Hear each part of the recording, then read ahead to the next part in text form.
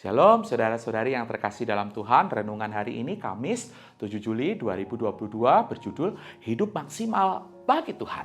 Bahan bacaan terambil dari Galatia 6 ayat yang kedua dan kelima. Demikian bunyi firman Tuhan. Bertolong-tolonganlah menanggung bebanmu. Demikianlah kamu memenuhi hukum Kristus. Sebab tiap-tiap orang akan memikul tanggungannya sendiri. Apa yang diungkapkan oleh Paulus dalam ayat-ayat yang tadi saya sebutkan itu bersifat paradoks, seolah-olah bertentangan. Namun di dalamnya terkandung kebenaran, prinsip penting bagaimana kita ini bisa hidup maksimal bagi Tuhan. Kata beban itu mengacu kepada masalah hidup yang Tuhan izinkan terjadi dalam kehidupan saudara. Sedangkan kata tanggungan mengacu kepada porsi yang Tuhan tetapkan dalam setiap hidup saudara. Di satu pihak, Tuhan mengizinkan agar saudara tidak menanggung beban hidup sendirian. Misalkan, masalah kesehatan fisik, keuangan, pergumulan dosa, dan sebagainya. Namun, karena kecenderungan manusia suka membandingkan diri dengan orang lain, maka membuat saudara sulit untuk meminta bantuan kepada orang lain. Dalilnya, nanti kalau orang bilang, apa, kok saya lemah, saya membutuhkan bantuan. Di pihak lain, Tuhan mengizinkan setiap saudara untuk menanggung porsi yang Tuhan tetapkan. Itulah sebabnya Tuhan memberikan saudara kepribadian, memberikan karunia, memberikan kesempatan, memberikan kapasitas yang unik dan personal masing-masing. Ya sekali lagi, namun karena kecenderungan manusia, saudara suka membandingkan diri dengan orang lain, membuat saudara iri dan menganggap mengapa orang lain berada di dalam situasi yang hidupnya kelihatannya lebih enak atau lebih mapan.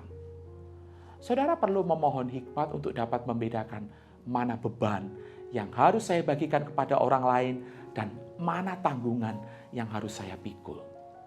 Ketika saudara diberikan banyak talenta, saudara akan banyak dituntut, sebab itu porsi saudara. Jangan menjadi manja, menjadi baper atau mengasihani diri, lalu meminta orang lain mengerjakan porsi saudara. Kalau saudara diberikan kecerdasan emosi di atas rata-rata, maka jangan kaget kalau saudara itu ditempatkan di tengah-tengah mungkin orang-orang yang sulit. Jangan lalu jadi cuek atau mungkin pindah gereja karena hal ini. Tentu sah-sah saja jika saudara meminta bantuan orang lain untuk mendoakan, untuk bertukar pikiran dan bahkan mendelegasikan seberapa tugas dan tanggung jawab saudara. Tetapi ingatlah bahwa porsi saudara untuk justru tampil prima itu ada dalam situasi-situasi unik yang memang Tuhan rancangkan bagi hidup saudara. Memahami prinsip bagi beban dan pikul tanggungan akan menolong saudara untuk dapat hidup maksimal bagi Tuhan.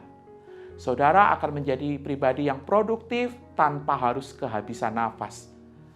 Ingatlah, saudara hanya mau membagi beban tanpa mau memikul tanggungan hidup, maka saudara tidak akan memberikan pengaruh.